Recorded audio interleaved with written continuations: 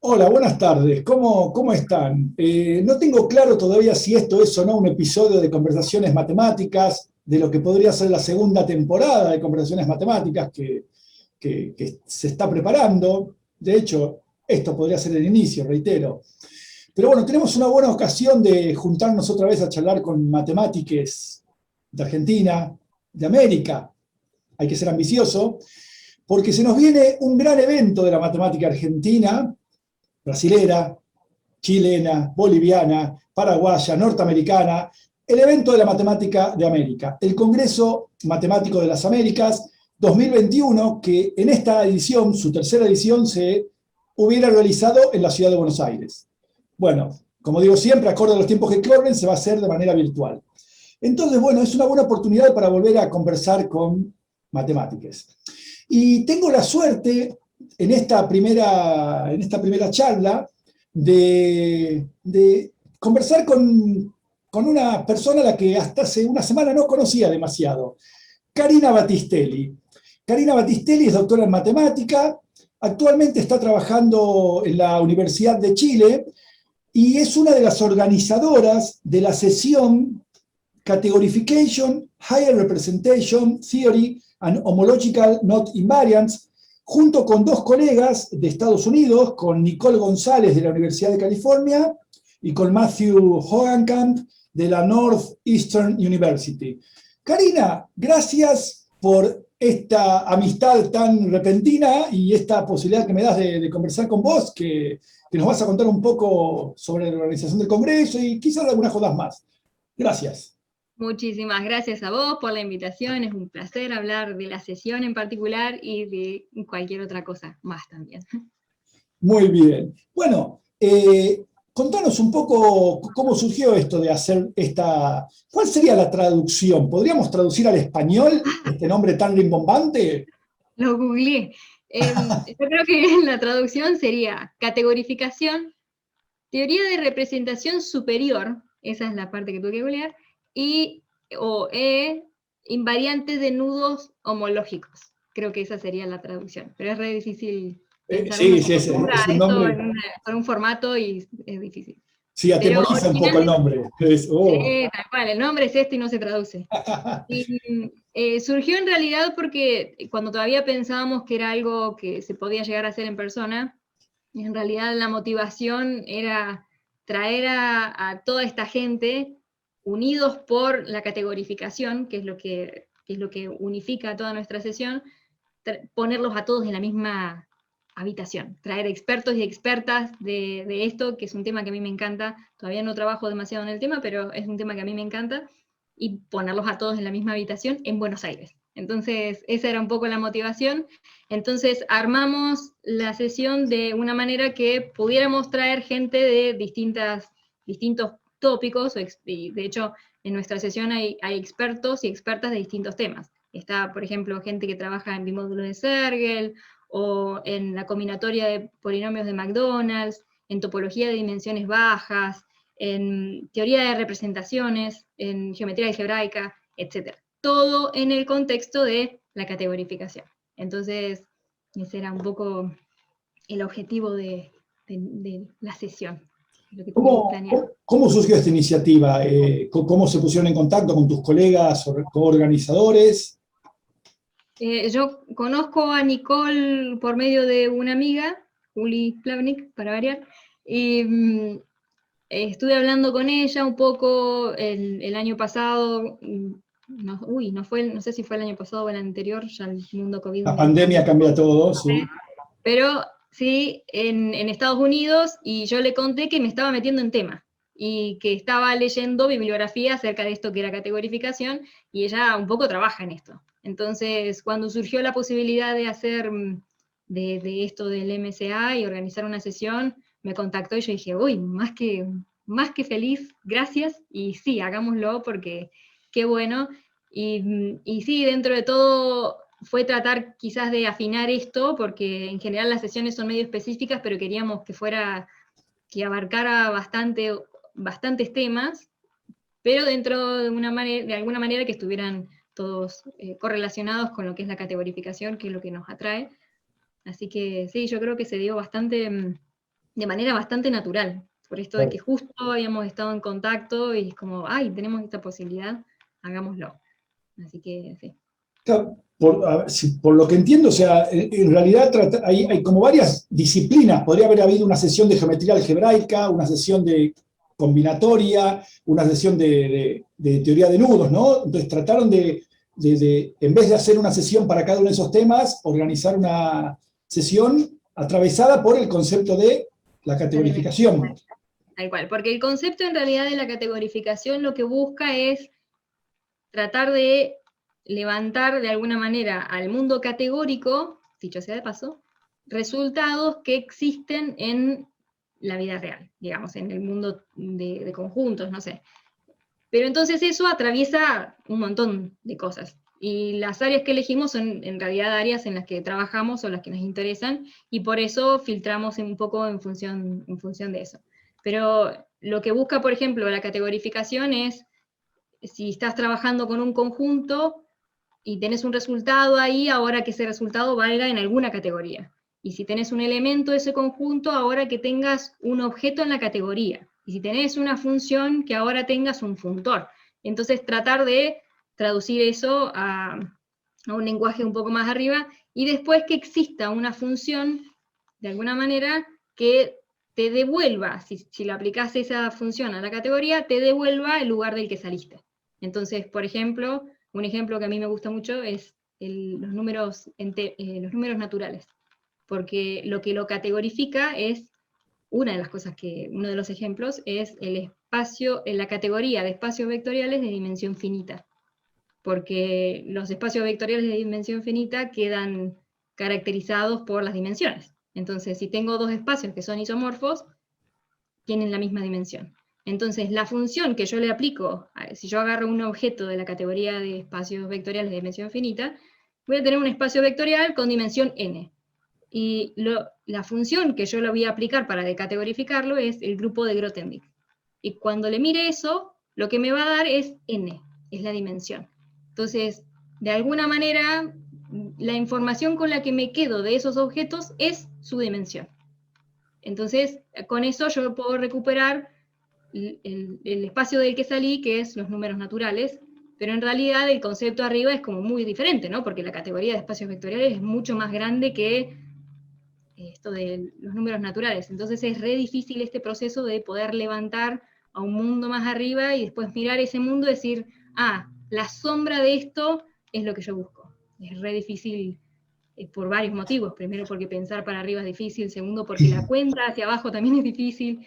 Puedes tener varias candidatas, varias categorías candidatas a la que vos querés, entonces es un proceso re complicado, pero es re bello. Bien, ¿estás intentando avanzar en esos temas, en profundizar el estudio de estos temas? Sí, yo empecé un poco trabajando con teoría de representaciones de álgebras de dimensión infinita, de álgebras de Lie de dimensión infinita, y durante el postdoc pasé un poco a trabajar a categorías tensoriales, y ahora estoy mirando la teoría de representaciones desde otra perspectiva, que es la perspectiva de los polinomios de Karsten-Lustig, de los bimódulos de Sergel, y todo eso tiene mucho de categorificación adentro. Justamente los polinomios de Karsten-Lustig son categorificados por los bimódulos de Sergel. Entonces, hay algo ahí adentro, pero sí sé que hay gente que se dedica directamente a categorificar esto, este resultado, este objeto, esta cosa, lo quiero levantar. Y eso es muy difícil. Pero tampoco hay tanta gente que haga eso en Latinoamérica. Eso te iba a preguntar, ¿cómo? O sea, claro, esto es una buena oportunidad, justamente. La idea de los congresos es esa, ¿no? Bueno. Reunir a gente para que compartan sus experiencias, sus investigaciones, y esto es lo que están tratando con esta sesión. Porque acá en Argentina imagino que por ahí no hay demasiada gente. Vos dijiste Latinoamérica, que no hay demasiada gente. No hay mucha gente en Argentina, no hay mucha gente en Chile. De hecho, en eso ayuda mucho que hayamos agarrado distintos temas, porque de alguna manera pudimos traer distintas personas que no necesariamente trabajan efectivamente en categorificación, pero sí en cosas que están muy ligadas. Entonces pudimos traer más gente un poco por ese lado. Pero sí, para mí, por defecto, si pones a suficiente gente en una misma habitación y pones una máquina de hacer café, ya está, el resto se soluciona solo, se paran y se ponen a hablar y de ahí surgen las colaboraciones.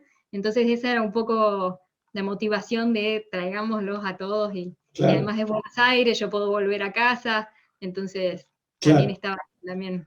Claro, varias cosas, cuando dijiste meterlos en una habitación y hacer café, me hiciste acordar la famosa frase de Erdos, que decía que un matemático es una máquina de traducir, de transformar café en teoremas, ¿no? Y también me hiciste pensar en la letra, esto habla de mi edad, ¿no? En la letra de una canción de heavy metal de una banda argentina llamada B8, que decía, vengan todos, acá hay un lugar junto a las brigadas del metal. Bueno, podríamos decir junto a las brigadas de la categorificación, ¿no? Tal cual. Bien, B8 es muy viejo, es muy viejo. ¿Habías escuchado hablar de B8 alguna vez? De B8 no, de B8 no. Bueno, no. bien. Ya lo voy a googlear igual, ya lo voy a googlear. Dale. Escuchame, bueno, ahora, ¿cómo modificó la virtualidad esta idea que tenían? Si van a juntar en Buenos Aires, pero a la vez pienso que quizás, vos decime, ¿no? Yo en general soy un optimista de las nuevas tecnologías. O sea, obviamente esta charla sería interesante tenerla personalmente, pero a la vez vos estás en Chile, yo estoy acá y estamos pudiendo conversar, así que algo bueno hay en esto de la tecnología. ¿Les permitió invitar a gente que quizás de otra manera a participar de la sesión no hubiera podido venir? Porque digamos que los costos de los viajes, de las estadías, no son muy accesibles hoy por hoy, ¿no? Sí, no solo eso, sino que hay ciertas personas que un poco uno ya sabe que no se mueven de su casa. Mirá. Entonces, de golpe, podemos invitar a tal que quizás no hubiera venido en persona, pero esta vez, ahora que es virtual, sí va a venir. O por ahí gente que tiene hijos o hijas. Claro. Entonces, ese tipo de alguna manera, sí permite diversificar un poco más las invitaciones, pero claro, se pierde este espacio del café. O sea, sí se genera con la conversación, pero está faltando el famoso receso del café, ¿no? Que es donde ocurre la magia, también de alguna manera. Así que sí, se intenta compensar de otra forma. Tienen planeada, porque ya que también un clásico son las cenas de cada sesión, ¿no? Los encuentros. ¿Tienen pensado así algún encuentro social para los invitados de la sesión? Te estoy dando la idea, si no. Sí, es re buena idea. No se nos ocurrió, porque en realidad habíamos invitado también mucha gente, porque no es lo mismo hacerlo de manera digital que hacerlo de manera personal, digamos, podés poner una charla tras la otra en 8 horas y está, pero así de golpe tenemos más recesos, entonces sí le dimos mucho vuelta de tuerca a cuánto receso ponemos, no está bueno que un receso de 8 minutos no tiene sentido, o tiene que ser de 5, o tiene que ser de 10, pero entonces, ¿qué pasa con el receso del almuerzo? Si das ese espacio, y sí, estuvimos pensando en un montón, no se nos ocurrió el tema de la cena, porque medio que tenés una cantidad de X de días y cubrimos todo eso con speakers, pero sí quizás estaría bueno tener este espacio para ponerle entre medio de charlas, avisar. Me parece que una de las cosas que ayuda es que la gente sepa que se puede quedar conectada para seguir hablando si quiere. Porque eso, si no existe esa posibilidad, yo me desconecto y me voy. Me voy a no mirar la compu, no sé, me voy a mi patio, hago algo. Pero si vos sabés que igual existe la posibilidad de quedarte conectado y seguir hablando del tema, hay veces que te quedás, o hay veces que sí venís. Entonces, saber que el Zoom sigue abierto, muchas veces con eso basta. Y después las conversaciones surgen. O sea, a ver, primero, ¿cuántos invitados tienen en la sesión? Tenemos 14 invitados. Bien. Y la modalidad va a ser replicar lo más fielmente posible lo que sería una instancia presencial. Las charlas se van a dar en vivo. En vivo, y después se van a subir a YouTube, claro, en un canal. Y claro, lo que cambia es por ahí la longitud de la charla. Entonces, por ahí, en vez de tener una charla más grande o más de 50 minutos, que es lo habitual, creo que nos quedamos con una charla de 35 minutos y 5 de espacio para preguntas, para que la gente efectivamente pueda despegarse de la computadora y separarse, hacer algo y volver. Claro. Así que eso. Bien, o sea, hay una única forma de llevar adelante las sesiones, o cada sesión podía elegir la modalidad. Cada sesión elige, porque además tampoco todas las sesiones tienen la misma cantidad de gente.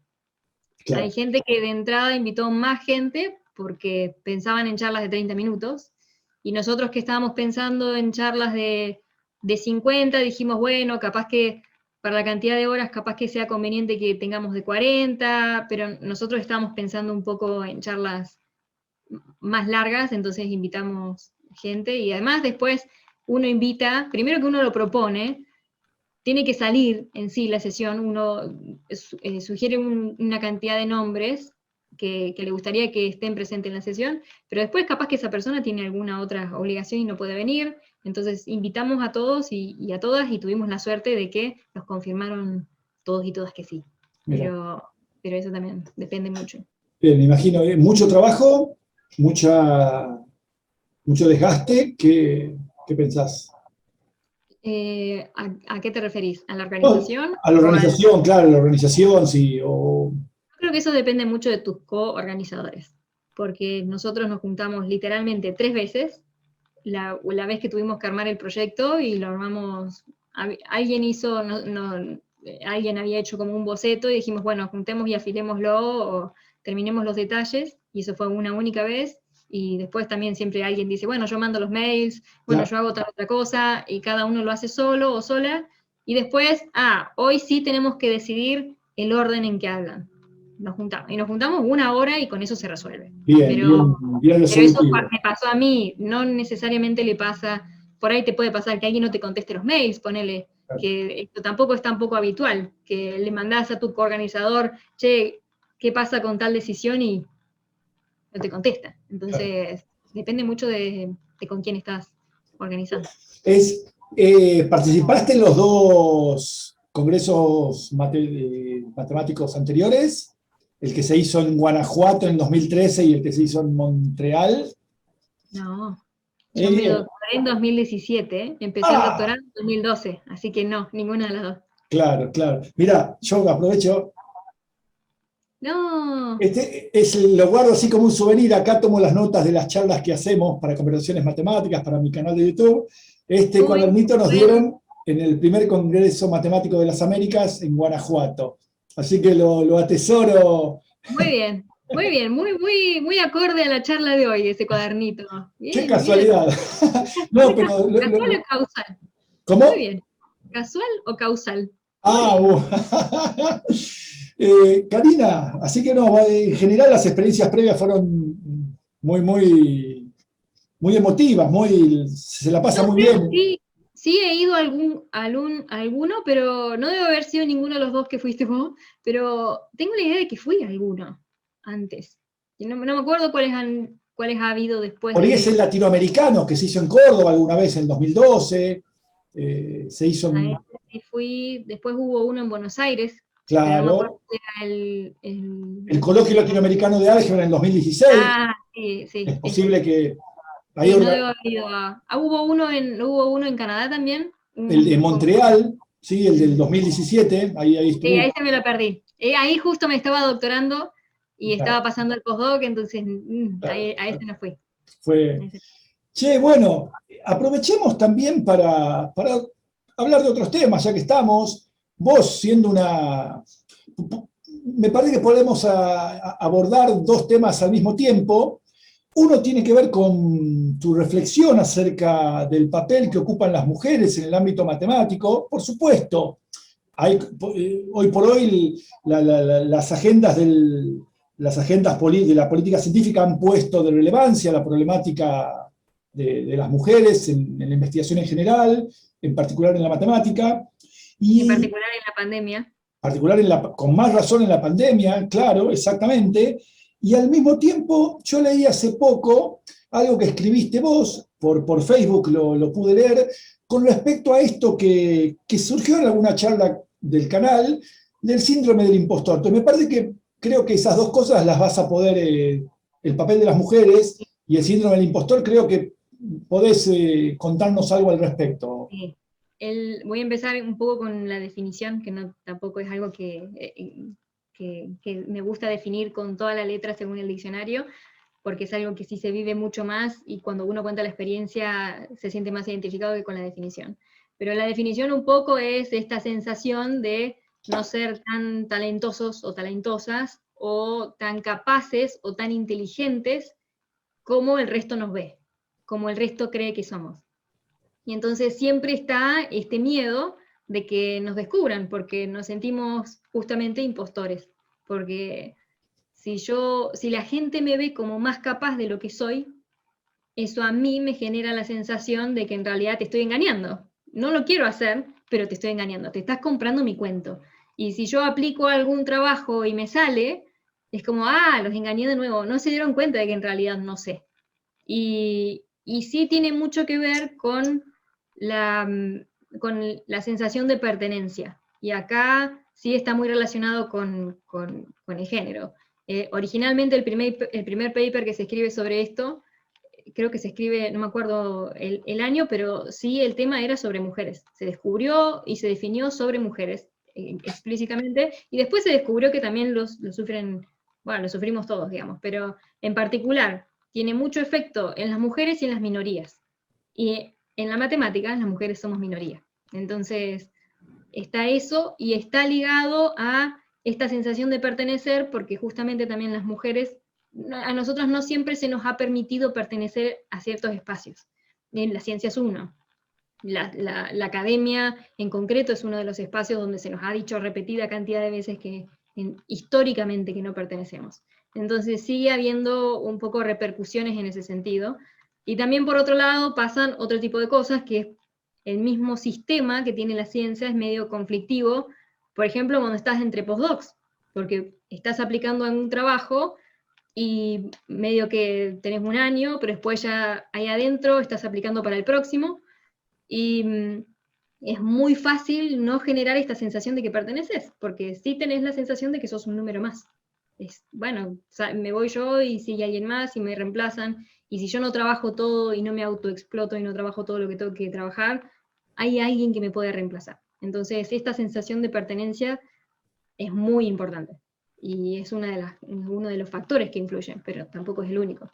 Pero entonces está siempre este miedo de ser descubierto, siempre el miedo de ser evaluados o evaluadas, por ejemplo, si tenés que presentar un informe, si tenés que aplicar algún trabajo, ¿no? Y poner un tema de trabajo, o si tenés que dar una charla, las charlas son terribles.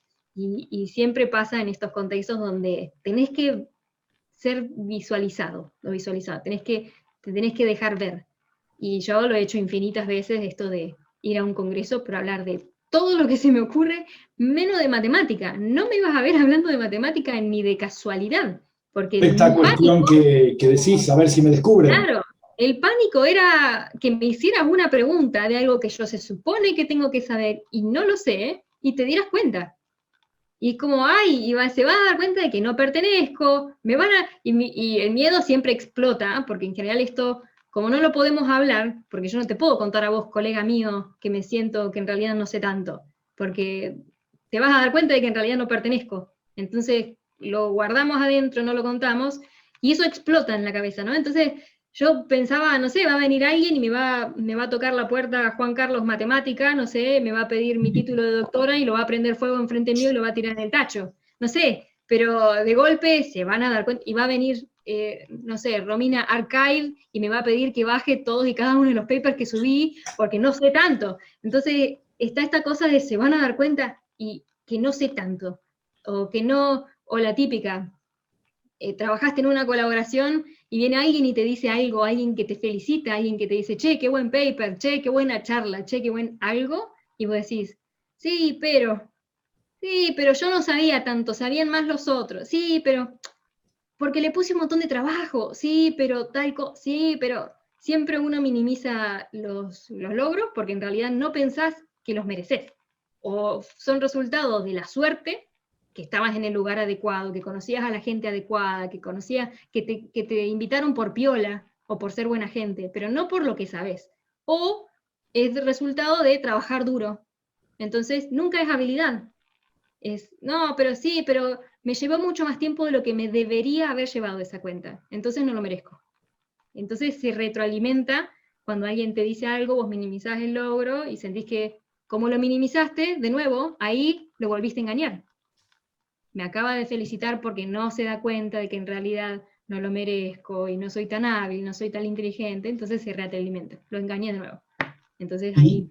¿Y cómo, en qué momento, porque cuándo empezaste a compartir esta sensación con alguien? Porque obviamente escribiste este artículo, que después te voy a pedir para compartirlo en el enlace del video, ¿sí? Sí. En algún momento y sí empezaste a hacer explícitas estas cosas, porque las pusiste por escrito, seguramente ponerla por escrito es consecuencia de, digo, ¿en qué momento tomaste la decisión de, che, no puede ser que esto está sucediendo, pero no debería sentirme así? ¿Cómo fue el proceso de poder No sé si fue tan claro. Ah, Me no. parece que buena parte del proceso consiste en decir, esto se llama así, esto tiene un nombre y se llama así, pero me parece que la manera en la que lo descubrí fue porque googleo absolutamente todo. Mi segundo nombre es Google, no sé, googleo absolutamente todo lo que se me cruza por la cabeza.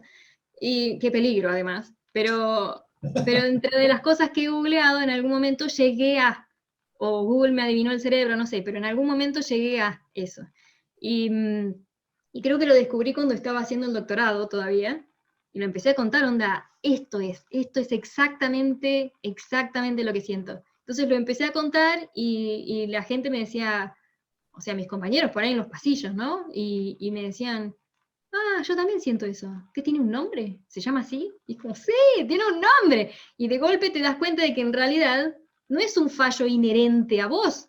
No es algo que vos como humano tenés mal, sino que es algo que está afectando un montón de la gente que te rodea, y en particular también te afecta a vos.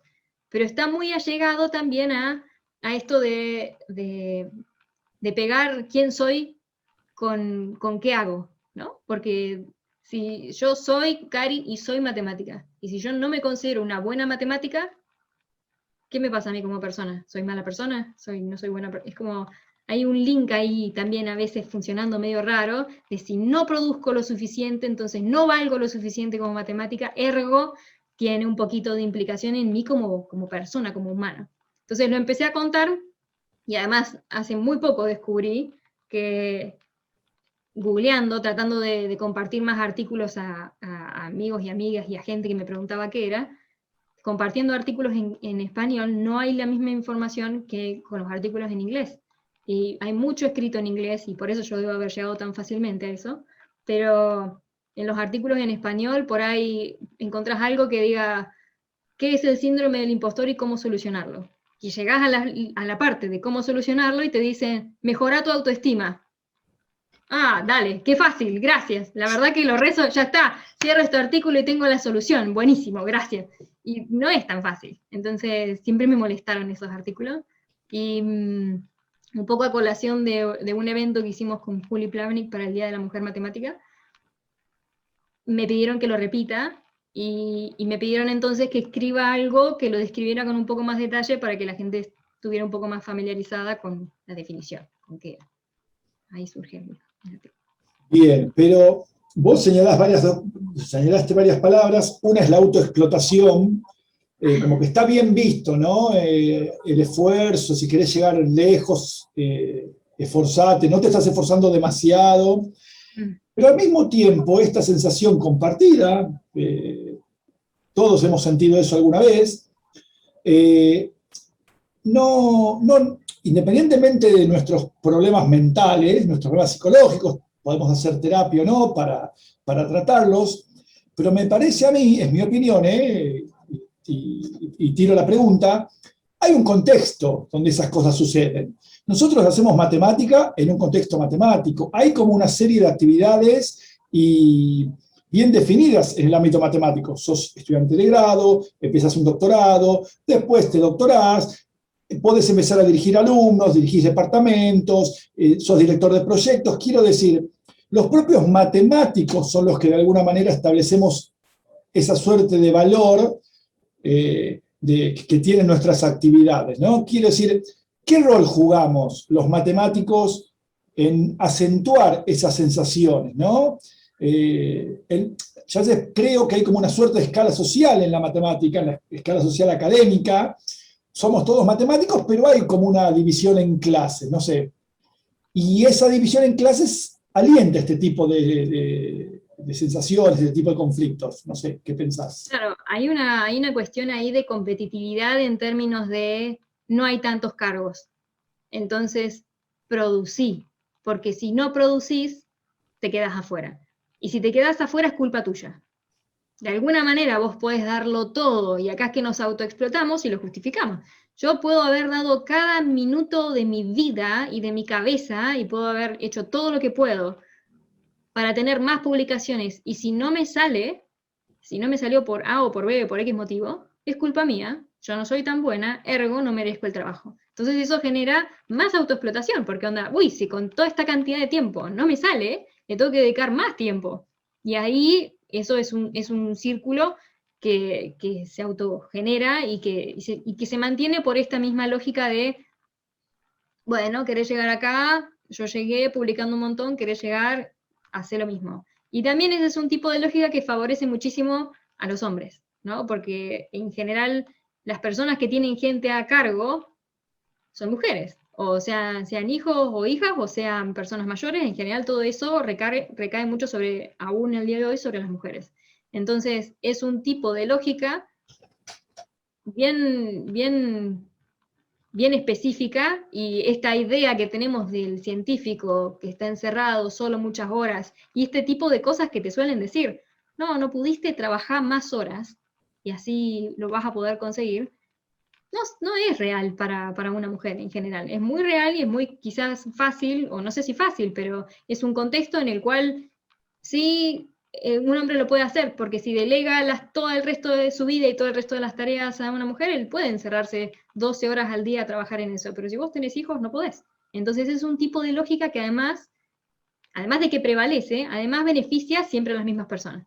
Entonces, del otro lado está esta cosa también de yo no pertenezco, bueno, no perteneces porque no producís más, pero entonces en esta parte en la que me parece que es igual algo que va cambiando con el tiempo, pero una vez que hay ciertas personas en ciertas posiciones, esa persona en esa cierta posición, que quizás lo haya sufrido en algún momento antes o no, pero esa persona en esa cierta posición que tiene ahora quizás el poder de tomar una decisión diferente, ya te acostumbraste para cuando llegaste a esa altura, me parece, ¿no? Hay un poco de eso de yo jugué con las reglas y llegué, entonces a vos también te toca, y hay un poco de que ya se te empieza a invisibilizar, lo dejas de ver, para vos es obvio que es esa la forma de llegar y no hay otra. Entonces de golpe dejas de ver estas cosas y en realidad a medida que va pasando el tiempo van surgiendo más y más discusiones que ponen en obviedad esta realidad que no es justa y que no es tan fácil esto que, bueno, pero si yo llegué, este es el camino justo, y la meritocracia acá, si haces más, entonces llegás. No es verdad, tampoco. Entonces ahí es que deja de tener mucho sentido esta lógica también. Pero sí está esta cosa de, y esta lucha, ¿no? Que también es diferente cómo afecta a los hombres, no me quiero poner recurrente o como repetitiva, pero esta cosa de hay un único lugar en la mesa para las mujeres. Entonces eso también genera a la larga que si vos como mujer en algún momento lo luchaste un montón y llegaste a ese lugar, es como, es un único lugar el que hay, entonces tengo que luchar por este único lugar que tengo yo y nadie más tiene. Entonces, no, yo la verdad es que produzco mucho y también por eso llegué hasta acá. Si vos producís un montón, es como que ahí genera un montón de otras cosas también. El no verlo, que también verlo es un proceso personal que es muy privado y muy complejo, y lo vemos cuando lo vemos, y hace 10 años yo tampoco lo veía, digamos, o 5, o 3, no sé. Pero me parece que una vez que uno lo ve, no lo puedes dejar de ver. El tema es que no lo veamos, digamos. Claro. Tuvimos una charla en la primera temporada de Conversaciones Matemáticas con Andrés Barrea, de Córdoba, seguramente lo conocés, y él planteó un tipo de cosas desde la sociología, de la ciencia, la conformación de tribus académicas, ¿no? En la cual hay rituales, hay ritos de iniciación, hay modos de comportamiento que muchas veces son asumidos por los iniciados y por los no iniciados, como que es la manera natural de proceder, ¿no? Y me parece que esas son las cosas que hay que explicitar. Es cierto, cada uno las puede ver, como vos bien decís, cuando puede, digo, ¿no? No podemos. Pero una vez que ves que algo sucede, uno esperaría que se tomen. O sea, no hay nada que sea natural. Claro, esta es la decisión personal. O te quedás en lo cómodo porque si no te afecta, bueno, no pasa nada. O no. Y ahí también el papel suele recaer más sobre mujeres, de nuevo, porque en general en este mundo en el que nos estamos dando cuenta de que en realidad no hay tantas mujeres, pero no es por falta de habilidad, sino es por otro factor que anda dando vuelta, en general empieza a pasar esto de, bueno, hay gente que tiene muchísimo currículum y no está haciendo, y no la están dejando entrar en este contexto, es hora de que hagamos algo al respecto. Entonces empiezan a haber como más comisiones y empieza a haber como más cosas al respecto, ¿no? Como más espacios en los que se puede hacer algo al respecto. Y en todos esos espacios se espera que si sos mujer estés, porque sos la única mujer. Entonces vas a estar en esta comisión, vas a estar en esta otra, vas a estar en esta otra. Entonces de golpe es parte de tu trabajo también, no solo hacer la misma cantidad de investigación que el resto, sino que además ser parte de ese cambio, porque vos querés ver el cambio, hacelo. Entonces de golpe estás vos en 700 comisiones de género, en 700 otras cosas, que también querés hacerlo, porque querés ver el cambio, pero también eso afecta la cantidad de tiempo que te queda disponible después para efectivamente investigar. Entonces es un círculo también, pero sí, re tiene que ver con esto que decís. O estas cosas que nos compramos de cuando viene alguien, no conoces mucho o sos medio joven y viene alguien y te dice, no, si quieres ser buen matemático tenés que hacer esto. Y vos, que no tenés ni idea, sí, a ver, es como sos una autoridad, te creo, decime qué es lo que tengo que hacer y lo hago, y no siempre funciona, no siempre es lógico, no siempre es efectivo, entonces también pasa, digamos, es tal cual como decís vos. Sí, la experiencia ayuda, pero finalmente es intransferible, ¿no? Cada uno tiene que hacer su propio camino. Señalabas esto de la poca cantidad de mujeres y este exceso de carga laboral, ¿no? que acontece. En tu carrera, ¿tuviste así modelos de mujeres que te marquen algo? ¿Tuviste compañeras y fuiste viendo que las cosas que iban abandonando la carrera? ¿Qué onda? Yo creo que cuando yo empecé la carrera sí éramos muchas más de las que terminamos. Terminamos, creo que de mi camada. ¿Estás hablando de la licenciatura? De la licenciatura, sí, al menos. De mi camada, no sé si terminó alguien más de mi camada que distinto de yo, digamos. Es como que por camada ha terminado una sola mujer y no sé si alguien más. Poner, sí, sí. Y con respecto al doctorado, sí en algún momento, y acá voy a entrar con las anécdotas, yo siempre nunca sentí que pertenecía, hello, síndrome de la impostora, pero nunca sentí que pertenecía, nunca sentí que era buena en lo que hacía, siempre sentía que la estaba sufriendo muchísimo. Y siempre estuve a un epsilon de dejar la carrera.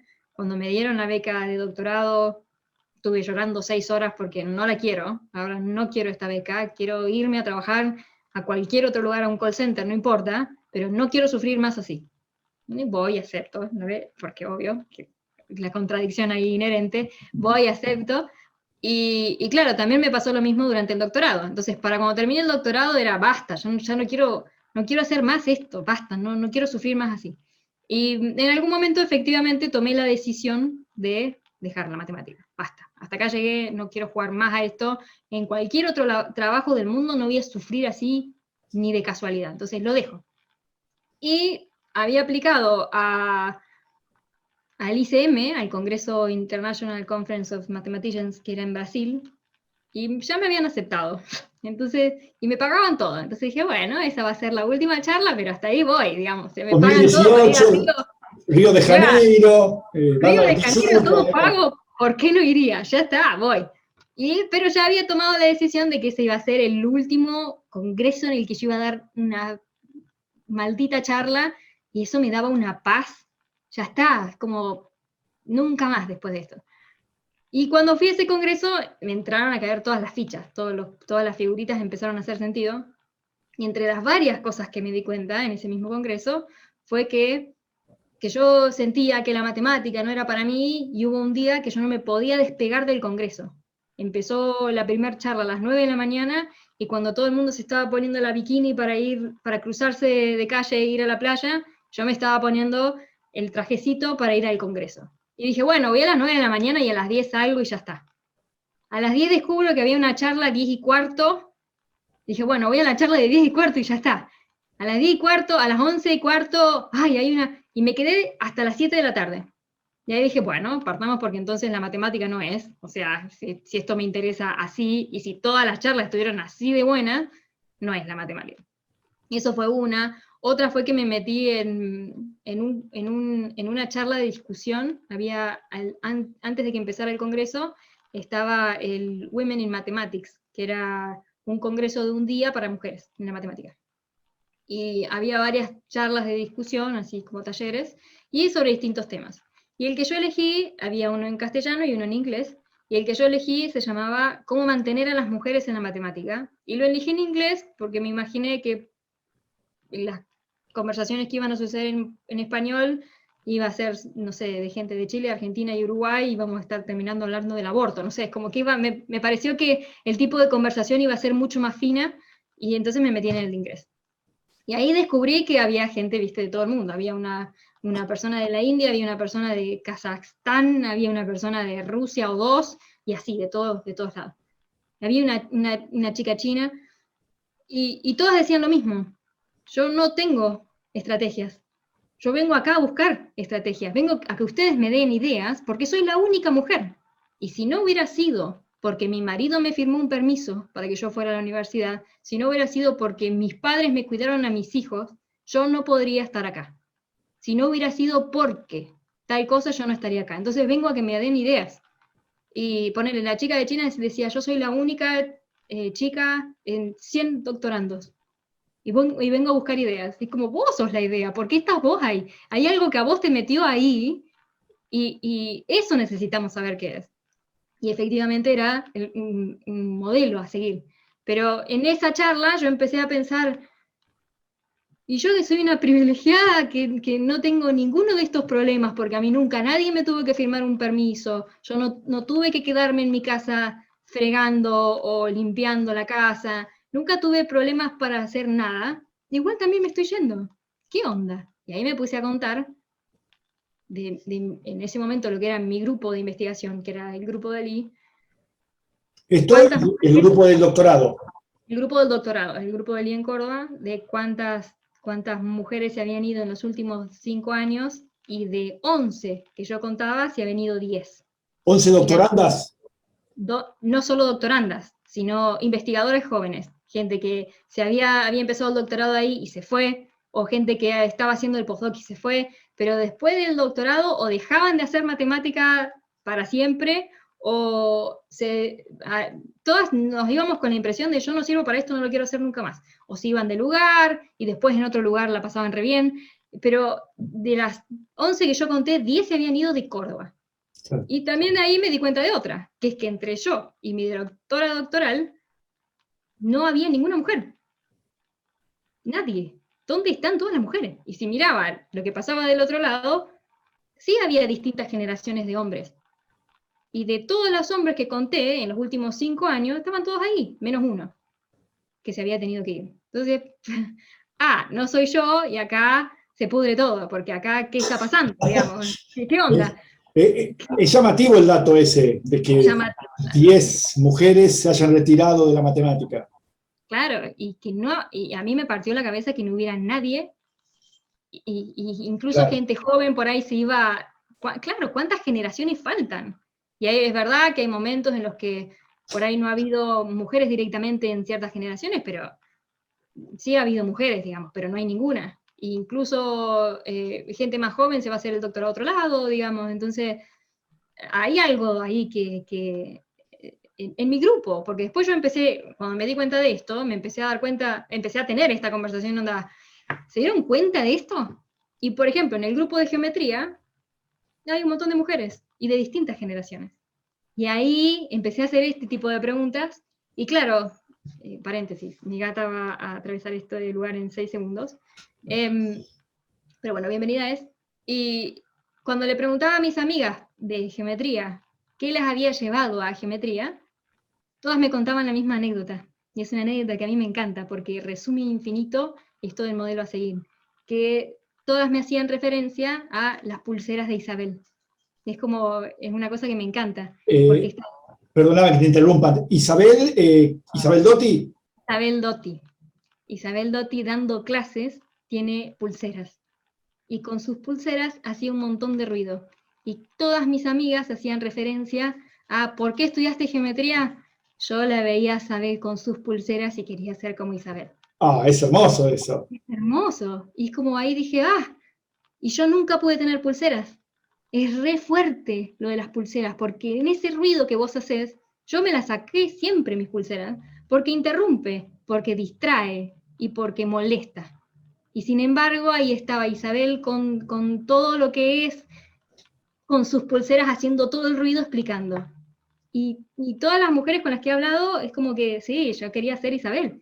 Y también pasa lo mismo en Bahía, ¿no? ¿Cuánta gente hace álgebra en Bahía? ¿Y quiénes están en Bahía? Están María Julia, están Marinés. Entonces, no es menor esto de qué se te permite ser.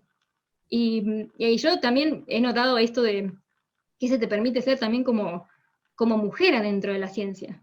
Porque no está bien visto que te maquilles, no está bien visto que te produzcas, no está bien visto que tengas, es como que tenés que ser Marie Curie, ¿viste? Tenés que ser la persona que tiene menos ganas de que se viste lo más zaparrastrosa posible. Entonces, no está bien visto tampoco. Entonces, cuando viene alguien así con toda su feminidad y dice, yo voy a ser acá quien soy, eso rompe todo. Y también, por otro lado, esto de decir, yo puedo ser esta persona, porque encontré una persona que pega un poco con quien soy. Y eso también es algo que, o sea, en ICM 2018 me partió la cabeza en un montón de sentidos, claramente. Pero esta es otra cosa, ¿no? Que si sos hombre, como hay tantos matemáticos, tu personalidad con alguno de esos pega. Claro. Porque está el que es re gracioso y está el que es re serio. Está el que se viste re formal con trajecito y está el que se pone short hasta en el vino de honor de la UMA. ¿Viste? Como que está en toda la variedad. Y entre medio están todos los grises. Entonces vos, con cualquier personalidad que tengas, con alguno te vas a sentir identificado. Pero si sos mujer, no. Y si sos mujer, los role models que tenían eran un poco en esta dirección de no te pongas mucha pulsera, no te pongas qué sé yo. Entonces, claro, yo no tenía tantos modelos a seguir y yo no me sentía identificada con ninguna. Es como yo soy el payaso y no veo ninguna mujer payaso. Entonces, yo no pego acá, porque yo soy como la que interrumpe para hacer el chiste y a la que miran mal. Y está bien que lo sea, digamos, pero el tema es que no lo veía reflejado en ninguna otra matemática más grande. Y entonces, claro, eso también te da la impresión de que vos no perteneces, porque en realidad no hay nadie más. Entonces, en ese momento dije, acá se van todos, y me quedo, pero me voy a quedar solo para hacer la porfiada, solo porque No me ahora no voy, me más, no, ahora, ya está, me ya tenés está, que no me, aguantar. ahora me quedo de porfiada nomás, para que no le pase a nadie más que no se sienta cómoda en el lugar en el que quiere estar. Y además eso me habilitó otro tipo de cosas, porque ya que me quedo, y ahora mejor que disfrute de lo que hago, porque sí tenía mucho estos juicios de qué es lo que está bien en este intento fuerte de pertenecer, sí me comía mucho estas historias de para pertenecer lo que tienes que hacer es esto. Lo que te tiene que gustar es tu trabajo de investigación y cualquier otra cosa que te guste está mal. Deberías hacer esto, deberías hacer esto otro y esto no lo deberías hacer. Entonces, esta decisión de ahora no me voy, ahora me quedo para romper todo, eh, me habilitó a, bueno, ya que me voy a quedar, mejor lo disfruto un poco. Entonces me habilitó a entrar a otras cosas y a meterme en otras áreas y a meterme en otros temas y empezar a hacer otras cosas. Por ejemplo, a mí me había quedado la impresión de que programar estaba mal, que yo quisiera aprender a programar. Menos mal que después de eso decidí aprender a programar, porque hoy lo uso infinito y si no fuera por esa programación, hay un paper que tengo que no lo tendría, por ejemplo. Entonces, en esa rebeldía de alguna manera de ahora me quedo para hacer la porfiada nomás, a ver si me echás como me echás, en eso me habilitó también el espacio a ser un poco más genuina, digamos, y poder decir, bueno, estoy acá porque tengo ganas de estar acá. Y ahora sí, la paso un poco más bien. Entonces, sí hay como un montón No sé si te contesté la pregunta porque ya me lo olvidé, pero... No, yo no me acuerdo que te había preguntado tampoco, Me metí género y yo hablo infinito. Claro, pero me agrada un montón este empuje, estas ganas que exhibís, ¿no? Digo, quizás vos en algunos años, es obvio lo que voy a decir, pero vas a ser un modelo de alguna manera para las nuevas generaciones. ¿Cómo las ves en las nuevas generaciones? ¿Ves que se están modificando algunos comportamientos? Yo soy como por lo menos 2 generaciones más grandes que vos. Sí. ¿Ves que, que está cambiando? Digo, yo tengo el acceso dando clases a los estudiantes, a las estudiantes, y trato de conversar, bueno, vos sabés, mi esposa es profesional, también trato de seguir aprendiendo, ¿no? Y de comprender estas nuevas formas de comportarse, porque tengo muchas críticas a la comunidad científica y matemática. Creo que la charla más o menos quedó clara. ¿Está habiendo un cambio genuino realmente o no? Yo sí veo un cambio porque sí me parece que ya no se validan actitudes que antes se veían un montón y que no tenías muy habilitado a hablar del tema. Y me parece que ahora son las generaciones más jóvenes que lo pueden visualizar con más claridad.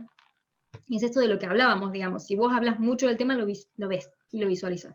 Y si en realidad siempre te comportaste de una cierta manera, de golpe, que yo te diga que lo que estás haciendo está mal, no tenés por qué entenderlo. Porque nunca estuvo mal. ¿Por qué hoy sí? ¿Y por qué la gente se enoja? Y es válido, digamos, es hasta que uno lo ve. Y eso es un proceso re difícil. Pero me parece que es más fácil para las generaciones que entran. Entonces, esas generaciones no dan pie a ciertas cosas que sí pasaban antes. Y un ejemplo en concreto de esto es el Helena, digamos, o sea, el congreso del Helena, que en algún momento se votaba Miss Helena y Mister Heleno, que no sé qué es peor que eso, que haya una votación acerca de tu físico, digamos. Y sí pasaba, ponerle, a mí me pasó en un congreso, en un Helena, que, no me pasó a mí, pero sí había un invitado internacional que acosaba, o sea, que nos acosaba a las mujeres, y lo decía muy abiertamente, y no solo a nosotros, sino también a todo el mundo. Y una de las chicas que estaba participando de ese congreso se fue del congreso, porque tenía un miedo real, digamos, porque además el congreso ese tiene todo lugar adentro del mismo hotel, o sea, hay un peligro concreto, o sea, hay alguien del cual no te podés despegar. Entonces una de mis amigas se fue, y otra la tuve que literalmente acompañar yo hasta el baño, hasta por todos lados, por miedo a que esta persona la acosara. Y ahí hay un mensaje re claro, que es, ¿quién te importa que esté? Y acá la persona importante era él. Entonces, si yo me voy del Congreso, no es importante, yo no importo. Entonces, después, cuando a mí me tocó ser parte de la comisión organizadora del Helena hace 2 años, yo tenía los pelos de punta, onda, por favor, le pido al universo que no pase nada, porque yo como organizadora tampoco tenía herramientas para lidiar con que alguna de mis invitadas estuviera atravesando alguna situación difícil. Yo no podía hacer nada, digamos, o sea, si alguien me viene y me cuenta algo, que de entrada me lo cuenta en confianza, no me lo cuenta porque hay un marco institucional que lo habilita, sino me lo cuenta a mí porque yo soy Cari y qué sé yo. Entonces, si alguien viene con esa confianza y me lo cuenta, yo no puedo hacer más nada que ir a hablar con esa persona y decirle, no molestes más.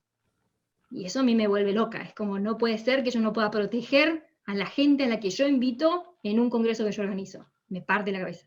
Pero en ese sentido, por suerte, ahora tenemos la Comisión de Género de la UMA, que está muy trabajando en toda esta dirección, entonces sí hay cosas que cambian, y sí hay cosas que ya no se dan por obvias y ya no se dan por validadas, y además hay gente como yo que contesta constantemente, onda, en algún momento he visto una conversación donde había 3 hombres, y uno más grande decía, no sé, vino Roberto y probó tal teorema, y después vino Jorgito y probó tal cosa, y después vino Marquitos y terminó de probar esto, y vino una mina y probó tal otra cosa.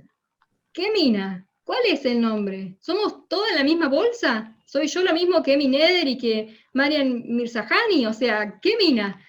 Y entonces está esta gente como yo que contesta, o sea, no, ¿qué me decís?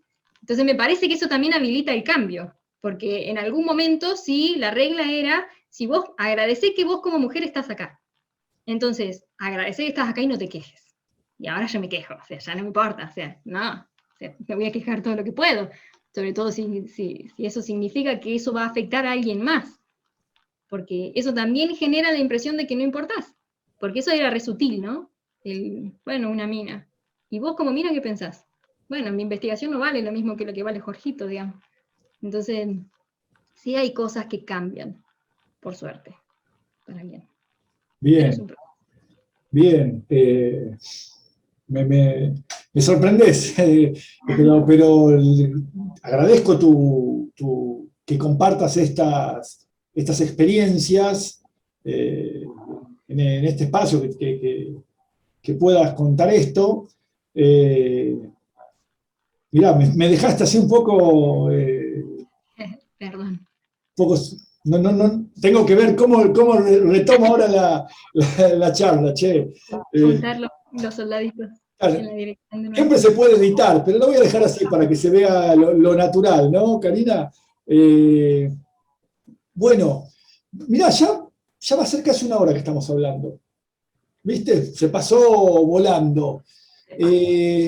Bueno, ¿cuáles son tus planes para el futuro? ¿Terminar tu postdoc en Chile, en la Universidad de Chile? ¿Después qué ideas, proyectos?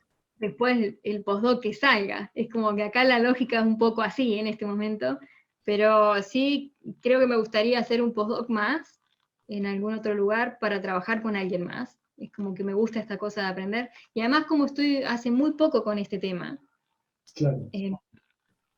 sí siento que me hace falta más perspectivas, digamos. Tampoco conozco tanta gente, eso es algo que se va generando a medida que uno va apareciendo a los congresos y uno se va mostrando, pero se tiene que mostrar en el ámbito adecuado. Yo me estaba mostrando en otro ámbito, entonces no se me conocía mucho. Entonces, me parece que me gustaría hacer por lo menos un postdoc más para, para familiarizarme un poco, para tener otra perspectiva del mismo tema o qué sé yo, para conocer más gente. Y después veré, pero eso, viste, esos planes dependen infinito de incluso cosas como la pandemia. Cambió todo. O sea, uno puede hacer planes, pero después pasa lo que tiene que pasar, qué sé yo. Hoy irás donde te lleve Donde lleva el la mundo, sí, donde lleva existencia, el claro, claro. viento. Está muy bien. ¿Alguna, algo más que quieras decir como para ir cerrando? ¿Alguna reflexión final que quieras compartir eh, con respecto a lo que sea? No, ahora no se me ocurre más nada que... No, bueno, dijiste montones de cosas muy profundas, muy interesantes. A mí me encanta ver, te conocí, ya te digo, en realidad te conocí el año pasado en la asamblea de la UMA, cuando hiciste una exposición con respecto... Ah, ahí está, con esto podemos ir Ahí cerrando. está. ¿Viste? Como la Cari hablando infinito, ahí está la Cari que no se calla. Claro, ahí está. Yo la conocí a la Cari, me llamó la atención porque compartía lo que vos decías, entendí, creo que entendí enseguida lo que quisiste decir. Era la asamblea de la UMA del año pasado, o sea, la asamblea anual de la Unión Matemática Argentina, y se estaba discutiendo sobre la revista de investigación de la Unión Matemática Argentina, ¿no?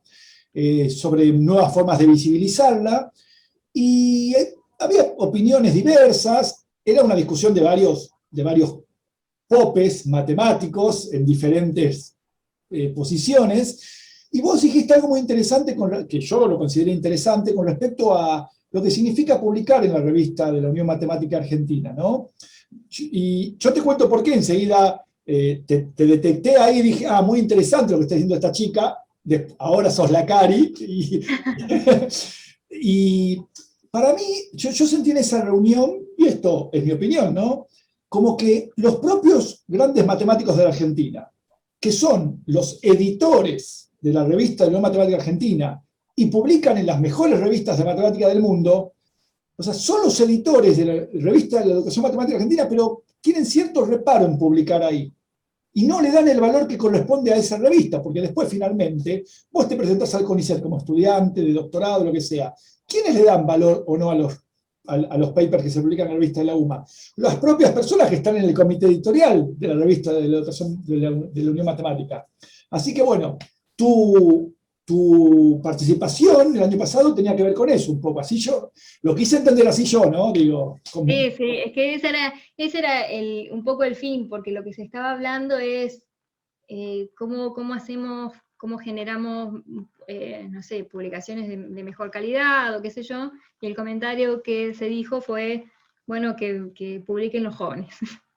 Y ahí yo salté, inevitablemente, y no es tan fácil eso, no me parece para nada trivial, porque a mí me pasa, de hecho, esto es historia real, que ahora tengo 3 papers, pero en ese momento tenía 2, y uno estaba publicado en la revista de la UMA, y cuando apliqué a la beca de acá, no me lo consideraron, porque tenía muy baja, no era una revista internacional, e incluso tenía como bajo ranking, entonces de los 2 papers me consideraron uno solo. ¿Te referís cuando aplicaste al postdoc ahí en Chile? A la beca de postdoc que tengo acá, sí. Y yo sabía que eso iba a pasar, entonces armé el proyecto de una manera que hiciera sentido más allá de los papers, y por eso me salió. Pero claro, en ese momento donde la lógica es que publiquen los jóvenes, bueno, hay varias cosas mal. Primero que yo no trabajo sola, en general. Entonces, si yo tengo que publicar en algún lugar, no puedo decir, chicos, paremos todos, no mandemos esto al, no sé, al Journal of Algebra y mandémoslos a la revista de la UMA. Ah, ¿por qué? ¿Es buena? No, la verdad que no, estamos tratando de mejorar, entonces mandemos un buen artículo ahí. Y ese artículo, para vos, siendo postdoc, puede ser la vida o la muerte, literal, porque puede ser la diferencia entre que te salga el próximo postdoc o no. Porque dónde va publicada también influye en la imagen que la gente tiene de vos.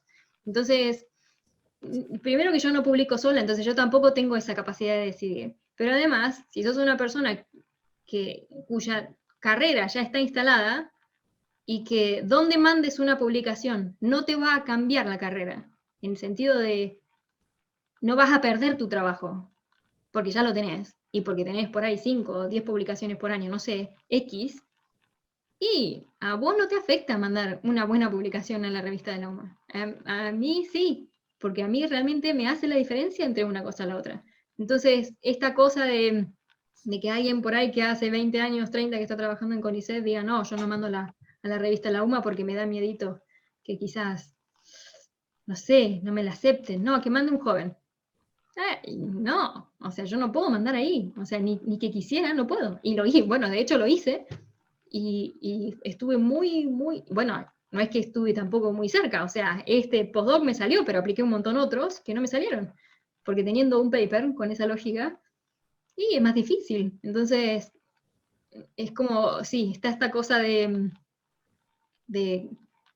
dónde en qué momento nos miramos, digamos, y quién decide y quién replica de nuevo el mismo sistema para más adelante, porque por un lado yo quiero que publiques en la revista La UMA, pero cuando yo aplique a CONICET, si vas a estar vos evaluándome y vas a decir, bueno, pero lo mando a la revista La UMA, entonces no, y como que se retroalimenta de una manera que no, a mí no me hay una contradicción, y hay una suerte de contradicción.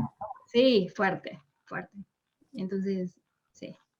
Bien, bueno, terminamos, pero ahí te conocí yo, en esa asamblea de la UMA.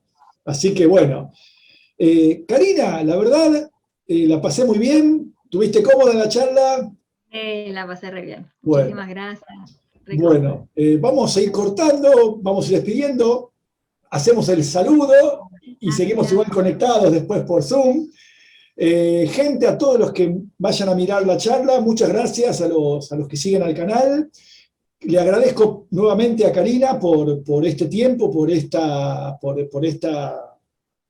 momento en el que compartió sus reflexiones, sus ideas. Vamos a compartir en los enlaces del video el artículo que escribiste sobre el síndrome del impostor, Karina, después te lo voy a pedir que me lo mandes. Y bueno, muchas gracias, suerte con que salga todo bien la sesión del Congreso Matemático de las Américas, que ya en breve se nos viene, así que bueno, por un gran congreso, te mando un beso, Karina, muchas gracias. Muchas gracias, y además muchas gracias a quien sea que esté mirando este video y que haya llegado hasta el final. Ojalá, dale, que sea así. Hasta luego. Chao, gente, nos vemos en la próxima.